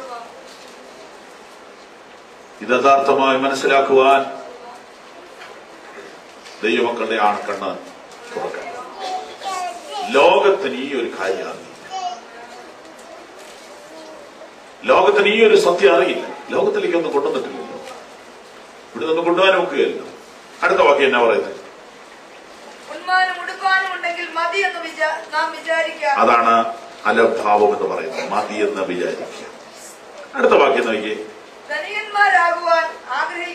ആഗ്രഹിക്കുന്നവർ പരീക്ഷയിലും കണിയിലും കൂടുകയും മനുഷ്യർ സംഹാരനാശങ്ങൾ മുങ്ങിപ്പോകുവാൻ ഇടവരുന്ന മൗഢ്യവും ദോഷകരവുമായ പല മോഹങ്ങൾക്കും ഇരയായി തീരുകയും ചെയ്യുന്നു. മോഹങ്ങൾക്ക് ഇരയായി തീരും ധനികരാകുവാൻ ആഗ്രഹിക്കുന്നവർ.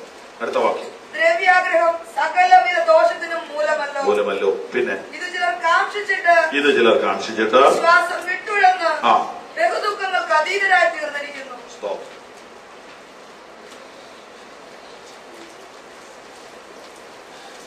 ഇങ്ങനെ ലോകം എന്ന ഈ സംഭവത്തെ കുറിച്ച് ഒരു പരിജ്ഞാനം, ഒരു ബോധം ദൈവം നമ്മുടെ ഉള്ളിൽ തരുവാൻ ഈ ക്ലാസ്സിലൂടെ നമുക്ക് പരിശ്രമിക്കാം. ലൂക്കോസിന്റെ സുവിശേഷം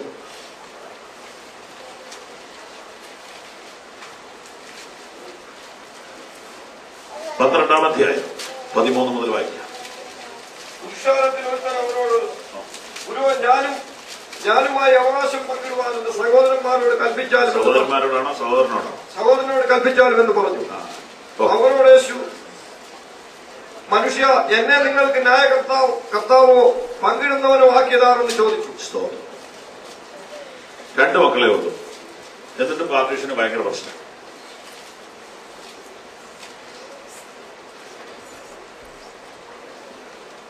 അങ്ങനെ പ്രശ്നം വന്നപ്പോ ആദ്യം സാധാരണ ആരോടാ പറയുക? അമ്മാച്ചനോടാ. അത് കഴിഞ്ഞോ അമ്മായിയപ്പനെ കൂടെ കൂട്ടും. ഒരു വിധത്തിൽ ശരിയാകാതെ വരുമ്പോ പഞ്ചായത്തിൽ അറിയിക്കും. എന്നിട്ട് ശരിയാകാതെ വന്നപ്പോൾ ഈശോമിശിഹായെ അറിയിക്കും. ഞങ്ങളുടെ വസ്തു ഒന്ന് പങ്കിടാനായിട്ട് കർത്താവ് ഒന്ന് വരണം. അപ്പൊ ഇവിടുത്തെ പ്രസിഡന്റാ, വസ്തു ഉള്ളതല്ലേ, അതാ ഇവിടുത്തെ പ്രസിഡന്റ്. ഒന്നോട് വായിച്ചു. പുരുഷാരത്തിൽ ഒരുത്തൻ അവരോട്, ഗുരു, ഞാനുമായി അവകാശം പങ്കിടുവാൻ എന്റെ സഹോദരനോട് കൽപ്പിച്ചാലും എന്ന് പറഞ്ഞു. അതല്ലേ ഞാൻ പറഞ്ഞല്ലേ വിഷയം. ഞങ്ങളുടെ പാർട്ടീഷനിൽ നീ ഒന്ന് ചെറുതായിട്ട് ഹെൽപ്പ് ചെയ്യണം. വായിച്ചു. അവനോട് യേശു, മനുഷ്യ എന്നെ നിങ്ങൾക്ക് ന്യായകർത്താവോ പങ്കിടുന്നവനോ ആക്കിയതാര് എന്ന് ചോദിച്ചു. കർത്താവ് ചോദിക്കുക, എന്നെ ഇങ്ങനെ വസ്തു പങ്കിടാനായിട്ട് കൊള്ളാവും നിന്നോട് കട പറഞ്ഞു. നാടൻ മലയാളത്തിൽ ചോദിക്കുക. എനിക്ക് വായിച്ചത് ഭയങ്കര രസമാണ്. കാരണം കർത്താവ് ഇതെന്താ ഇങ്ങനെ ഒഴിവാക്കി? യേശു ഒരു വിഷയം നോ പറഞ്ഞിട്ടില്ല. കട്ടിലേരി ഇങ്ങനെ കയറെ കെട്ടി ഇറക്കിക്കൊണ്ട് വന്നപ്പോ കർത്താവ്, ഇങ്ങനത്തെ കുഴഞ്ഞ കേസൊക്കെ എന്തിനാ കൊണ്ടുവന്നെന്ന് ചോദിച്ചു. അത് സൗഖ്യം. കല്ലെറിഞ്ഞ വല്ല കണ്ട നിർത്തിയ കേസും അത് കൈകാര്യം ചെയ്തു. മരിച്ചത് കൈകാര്യം ചെയ്തു. ഒന്നും നോ പറഞ്ഞിട്ടില്ല. ഇത് മാത്രം നോ പറഞ്ഞു. എനിക്ക് പറ്റിയല്ല വസ്തു പങ്കിട. എന്നാന്നറിയോ? അത് ശരിയാവുന്ന കേസല്ല. 5 ഏക്കർ അവിടത്തോട്ട് 2 മക്കൾ 2ആയിട്ട് മുറിച്ചു. 2.5 ഓക്കെ. പക്ഷെ ഒരെണ്ണത്തിനകത്ത് റബ്ബറിന് വണ്ണം കൂടുതലാണല്ലോ. പങ്കിട്ടുകാരുടെ തല വരികയില്ല. ഒരിടത്ത് 2 കല്ല് കൂടുതലുണ്ടല്ലോ. കല്ലുള്ളത് എനിക്ക് തോന്നി. എന്നാൽ ഈ വന്ന പള്ളി മാന്യനാണെങ്കിൽ എനിക്ക് 2 തെങ്ങ് കുറച്ച് മതി ചേട്ടാ, ഈ ആദ്യത്തെ പങ്കെടുത്തോളാൻ പറഞ്ഞ വിഷയം തീർന്നില്ലേ? ഗുണമുള്ളവരാണെങ്കിൽ വരവ് കേട്ടാ പുണ്യാളാന്ന് തോന്നും. കർത്താവിനെ വിളിക്കാനൊക്കെ വരുമ്പോൾ നല്ല മനുഷ്യരല്ലേ വരുള്ളൂ. എനിക്ക് കിട്ടിയോ? അയ്യോ നാളെ പോയിരുത്ത കള്ളനെ അതറിയാവുന്നോണ്ടാ കർത്താവ് പൊന്നു പോലെ എനിക്ക് നേരെ ഇല്ല. നിന്റെ വീട്ടിലെ പ്രശ്നം തീരണമെന്നുണ്ടെങ്കിൽ നീ 2 തെങ്ങ് പോട്ടെന്ന് വെച്ചാൽ പോരെ. അതിനെന്തിനാ എന്നെ കൂട്ടുന്നേ? അതേസമയം കാനായിലെ കല്യാണ വീട്ടിലെ വിഷയം എന്ന് പറഞ്ഞാൽ ഞാനില്ലാതെ പറ്റത്തില്ല.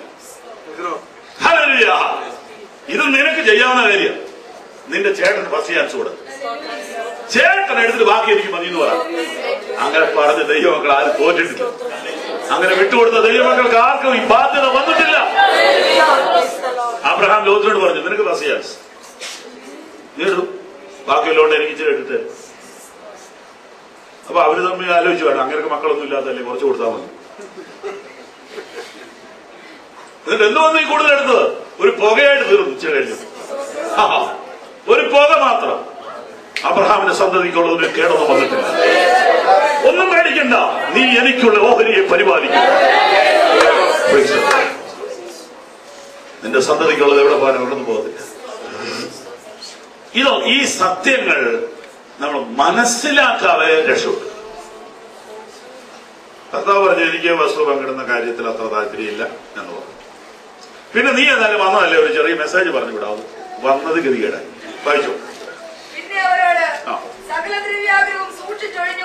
അപ്പൊ ഇവനുള്ള രോഗം എന്നതാ? അത് ഇതുവരെ ആരും തുറന്നു പറഞ്ഞിട്ടില്ല. കർത്താവ് തുറന്നു പറഞ്ഞു.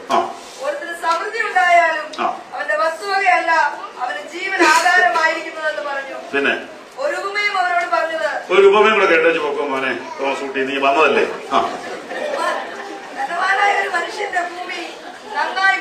നേരത്തെ തന്നെ ധനവാനായിരുന്നു, ഭൂമി നന്നായി കൂടെ വിളഞ്ഞപ്പോ ഇപ്പൊ എന്തായി? വല്ലാത്തൊരു ടെൻഷനിൽ പുള്ളി ആയിരിക്കുക. വായിച്ചേ. ഒരു മിനിറ്റ് നിർത്തിക്കേ. ആ സംഭവം വീഡിയോയിൽ എടുക്കണം. ഈ പുള്ളി താഴെ കൈ കൊടുത്തിരിക്കുക. ഞാൻ എന്താ ചെയ്യുക? എന്നാ ചേട്ടാ പ്രശ്നം? അല്ലെന്ന് എന്റെ ഭൂമി വല്ലാതെ വിളഞ്ഞിരിക്കും, ഞാൻ എന്നാ ചെയ്യും? ഇത് എവിടെയാ വെക്കുക? എവിടെയാ വെക്കണമെന്ന് കാണിക്കട്ടെ. 22-ാം വാക്യം വായിക്കും. ശിഷ്യന്മാരോട് പറഞ്ഞത്, ആകയാൽ എന്ത് തിന്നും എന്ന് ജീവനായി കൊണ്ടു എന്തൊടുക്കും എന്ന് ശരീരത്തിനായി. സംഗതി ഒന്നും തെറ്റിയിട്ടില്ല, പക്ഷെ ചോടൊന്നും ശരിയാക്കിയത്. എന്ത് തിന്നുമെന്ന് ജീവനായിക്കൊണ്ടും എന്ത് ഉടുക്കുമെന്ന് ശരീരത്തിനായിക്കൊണ്ടും ട്യൂൺ ചെയ്തെടുത്താൽ മതി.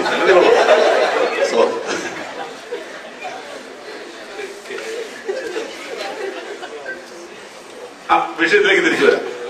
മോളിലത്തെ പിള്ളേരുടെ ടെൻഷൻ എന്നാ? ഇതെല്ലാം എന്നാ എടുക്കുന്ന? താഴത്തെ പിള്ളേരുടെ ടെൻഷൻ എന്നാ? എന്ത് കഴിക്കുമെന്ന? മോളിലത്തെ പിള്ളി താഴത്തെ പിള്ളി ഒന്ന് കണ്ടാ ഈ വിഷയം തിരിയും. ശ്രദ്ധിച്ചില്ല അല്ലേ?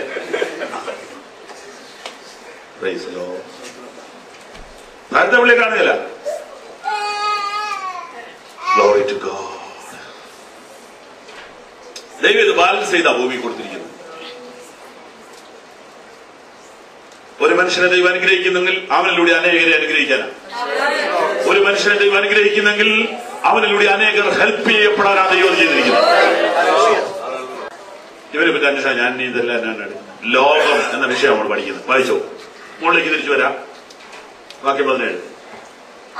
അപ്പോൾ അവൻ ഞാൻ എന്ത് ചെയ്യണ്ടു, എന്റെ വിളവ് കൂട്ടിവെപ്പാൻ സ്ഥലം പോരാ എന്നുള്ളിൽ വിചാരിച്ചു. പിന്നെ അവൻ പറഞ്ഞത്, പെട്ടെന്നൊരു ഐഡിയ കിട്ടി. ഞാൻ ഇത് ചെയ്യും, എന്റെ കളപ്പുരകളെ പൊളിച്ച് അധികം വലിയ പണിത് എന്റെ വിളവും വസ്തുവകയും എല്ലാം അതിൽ കൂട്ടിവെക്കും. എന്നിട്ട് എന്നോട് തന്നെ നിനക്കേറിയ ആണ്ടുകൾ. പുള്ളിയോട് തന്നെ പറയുന്നേ, വേറെ ആരുമായിട്ട് ഒരു ബന്ധമില്ല. ഇതായി കുഴപ്പം കുറെ കഴിയുമ്പോ കൂട്ടായ്മ എല്ലാം അവസാനിക്കും. പിന്നെ ഒറ്റയ്ക്ക് അവസാനം വിടും. പുള്ളി താക്കോലൊക്കെ കയ്യിലിട്ട് കേൾക്കൊണ്ട് പുള്ളിയോടാ പറയും. ഞാൻ എന്നോട് പറയും. എന്നാ പറയുന്നത്? മതിയായ അനവധി വസ്തുക്കൾ സ്വരൂപിച്ചു വെച്ചിരിക്കുന്നു. ആശ്വസിക്കുക, തിന്നുക, കുടിക്കുക, ആനന്ദിക്കുക എന്ന് പറയും. അതികൊള്ളൊന്നുമില്ല. ജീവിതം എന്ന് പറഞ്ഞാൽ എന്നാണ്? തിന്നുക, കുടിക്കുക, ആ കുടിച്ചോട് തുടങ്ങുക. കഷ്ടം. ഇത്ര വിവരം ഉള്ളല്ലോ. ഇതാണോ ജീവിതം? എന്തൊരു തിന്നാൻ പറ്റും, എന്തൊരു കുടിക്കും. അപ്പോഴത്തേനും സംഗതിക്ക് ഷുഗർ വന്നു കഴിഞ്ഞു. കൊളസ്ട്രോളൊക്കെ പണ്ടേ റെഡിയാ. അങ്ങനെ പറയുന്നത് തിന്നുക, കുടിക്കുക. പണ്ടൊരു പുള്ളി വസ്തു വീതം വെച്ചപ്പോൾ മക്കൾക്ക് എല്ലാവരും കൂടി നിർബന്ധിച്ച്, ചേട്ടൻ ഇത്ര പ്രായമില്ലേ, പിള്ളേരുടെ പേരിൽ എഴുതി കൊടുക്കാതിരിക്കാൻ മാക്സിമം നോക്കി. ഒടുവിൽ എഴുതിയപ്പോൾ ഇങ്ങനെയാണ്: ഈ പിള്ളേരുടെ കാലശേഷം അതെന്റെ പേര്.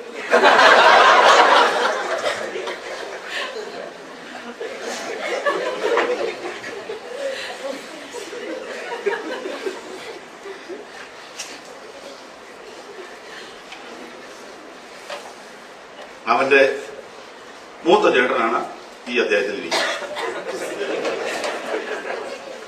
നിനക്ക് ഏറിയ ആണ്ടുകൾക്ക് മതിയായ വസ്തുവക സ്വരൂപിച്ചു വെച്ചിരിക്കും. ആശ്വസിക്കുക, തിന്നുക,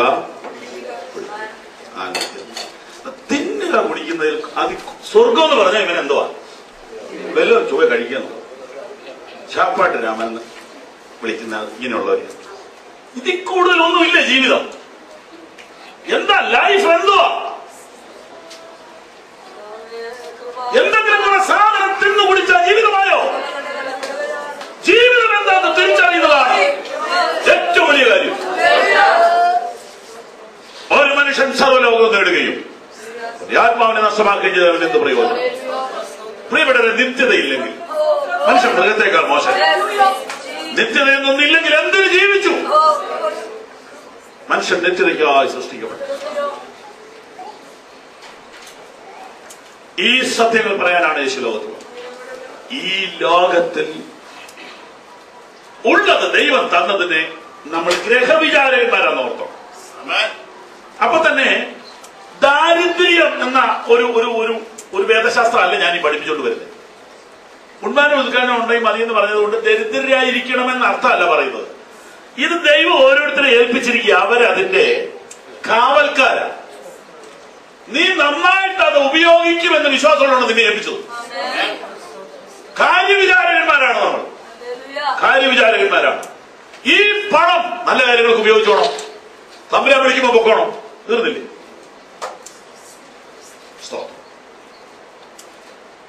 ഇത് എന്തിനു വേണ്ടി ഉപയോഗിക്കണം? പ്രാർത്ഥിച്ച് ദൈവം തന്ന നിയോഗം അനുസരിച്ച് കാര്യങ്ങൾ ചെയ്തോണം. അതിനാണ് ദൈവം ഏൽപ്പിച്ചത്. ഈ മനുഷ്യൻ ഇങ്ങനെയെല്ലാം കളപ്പരയെല്ലാം പണത് താക്കോലും ഒക്കെ കയ്യിലായിട്ട് ഇങ്ങനെ പാട്ടുപാടിയിരിക്കുന്ന രാത്രിയിൽ പെട്ടെന്ന് ഞെട്ടുന്ന ഒരു അനുഭവം ഉണ്ടായി. ദൈവമോ അവനോട് മൂടാ. ദൈവമോ അവനോട് മൂടാ, ഈ ഈ രാത്രിയിൽ നിന്റെ പ്രാണനെ നിന്നോട് ചോദിക്കും. പിന്നെ നീ ഒരുക്കി വെച്ച് ആർക്കാകുമെന്ന് പറഞ്ഞു. അവനെ അതിക്കുള്ള എന്നാ പദം വിളിക്കുന്നു? ഉള്ളത് നല്ലൊരു പദം കർത്താവെന്ന് വിളിക്കുക. കർത്താവിനൊരു മാന്യത എന്ന് പറഞ്ഞാൽ ഇവന് ഇത്ര വിവരമില്ലല്ലോ എന്നുള്ളതാണ് ആ പദത്തിന്റെ. മൂട എന്ന് വിളിച്ചിരിക്കുന്ന വേറെ രണ്ടുപേരെ ഞാൻ കണ്ടു. ഒന്ന്, ദൈവം ഇല്ലെന്ന് പറയുന്നത്. രണ്ട്, മരിച്ചവർ ഉയർക്കുന്നില്ലെന്ന് പറയുന്നത്. പ്രധാനമായിട്ട് ഇവരെ രണ്ടു മൂടന്മാരെയാണ് കണ്ടത്. ധനമുണ്ടെങ്കിൽ എല്ലാമായി എന്ന് ധരിക്കുന്നവൻ ഒന്നാമത്തെ മൂടൻ. ദൈവം ഇല്ലെന്ന് വിചാരിക്കുന്നവൻ അടുത്ത മൂടൻ. മരിച്ചവർ ഉയർക്കുന്നില്ലെന്ന് പറയുന്നവൻ അടുത്തൊരു മൂടൻ. പൗലോസ് അവനോട് ചോദിക്കുക, മൂഢ, നീ വിതയ്ക്കുന്നത് ചത്തില്ലെങ്കിൽ ജീവിക്കുന്നുണ്ടോ? എന്നാ എന്റെ അർത്ഥം? മരിച്ചവർ ഉയർക്കുന്നില്ലെന്ന് നീ പറഞ്ഞല്ലോ. നിനക്ക് സയൻസ് അറിയാവോ? ഈ ഭൂമിയിൽ ഇപ്പൊ ഡെയിലി ഉയർപ്പ് നടക്കുന്നുണ്ട്. ഒരു പയറിന്റെ വിത്ത് കുഴിച്ചിട്ടാൽ അത് മരിക്കും. അവിടെ അത് മരിക്കും, അതവിടെ ചീഞ്ഞു പോവും. പക്ഷെ ഒരു ഉയർപ്പുണ്ട്. പയർ കയറി വരത്തില്ല, വേറൊരു ചെടി കയറി വരും. വേറെ 1000 പയർ അത് ഭൂമിക്ക് കൊടുക്കും. ഇതാണ് ഉയർപ്പ്. ഒരു മനുഷ്യനെ ഭൂമിയിൽ അടക്കിയാൽ അവൻ അതുപോലെ കയറി വരികയില്ല. അവനവിടെ അലിഞ്ഞു ചേരും. കാഹളം ധരിക്കുമ്പോൾ അവൻ പുറത്തു വരും. എന്തൊരു വിശ്വാസമാണ് ബിബ്ലിക്കൽ ട്രൂത്ത്. ഇത് കെട്ടുകഥയല്ല. ഇത് കുറച്ച് മൂടന്മാരുടെ പുരുപല്ല. ഇത് കുറെ പേര് കൈകൊട്ടി പാടുന്ന കുറെ പൊട്ടൻ പാട്ടല്ല. ഇത് യാഥാർത്ഥ്യമാണ്. Hallelujah, hallelujah. കാലമെല്ലാം കഴിയും, ഇന്നു കാണുന്നതെല്ലാം അഴിയും. കാലമെല്ലാം കഴിയും, ഇന്നു കാണുന്നതെല്ലാം അഴിയും. പിന്നെ പുതുയുഗം വിരിയും, വിരിയെ വരാതെ നാം നിത്യതയിൽ മറയും. പിന്നെ പുതുയുഗം വിരിയും, വിരിയെ വരാതെ നാം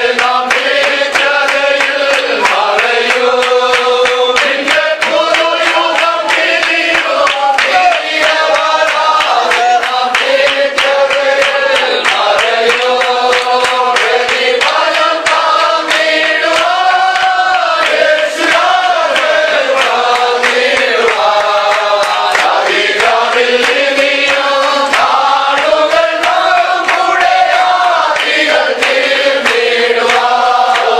അധികമിൽ ഇനിയും നാളുകൾ നമ്മുടെ ആദികൾ തീർന്നിടുവാൻ. വീണ്ടിലുള്ളതുപോലെ ഇനി വാനിലും ദൈവഹിതം. വീണ്ടിലുള്ളതുപോലെ ഇനി വാനിലും ദൈവഹിതം. പരിപൂർണ്ണമായ ദൈവിക രാജ്യമിതായിലും സ്ഥാപിതമാക്കിടുവാൻ. പരിപൂർണ്ണമായ ദൈവിക രാജ്യമിതായിലും സ്ഥാപിതമാക്കിടുവാൻ. പ്രതിഫലം കാത്തിടുവാൻ യേശുരാജൻ വന്നിടുവാൻ. അധികമിൽ ഇനിയും നാളുകൾ നമ്മുടെ ആദികൾ തീർന്നിടുവാൻ. അധികമിൽ ഇനിയും നാളുകൾ നമ്മുടെ ആദികൾ തീർന്നിടുവാൻ.